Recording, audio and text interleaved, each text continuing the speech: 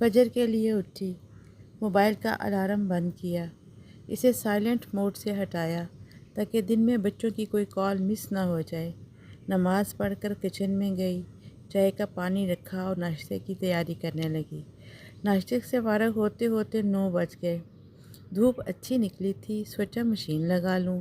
کپڑے سکھانے ڈال کر گھر صاف کیا اور دوپہر کا کھانا بنانے واپس کچن میں آئی۔ دال چاول بنائے، سلاد تیار کیا۔ کھانے کے بعد سب کو چائے کی طلب ہوئی تو چائے بنانے کے ساتھ ساتھ کھانے کے برتن بھی دھو ڈالے۔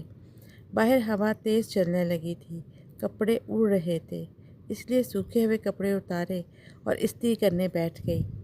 آفس جاتے ہوئے بیٹے نے کڑھائی کی فرمائش کی تھی اور بیٹی کا فیرنی کھانے کو دل چاہ رہا تھا۔ ابھی صرف پیاز ہی کاٹے تھے کہ میاں کے دوست آ گئے۔ ایک اچھی سی چائے کے ساتھ کچھ سنیکس درکار تھے۔ شامی کباب نکال کر تلے، ساتھ میں بسکٹ وغیرہ ٹرے میں لگا کر دیے۔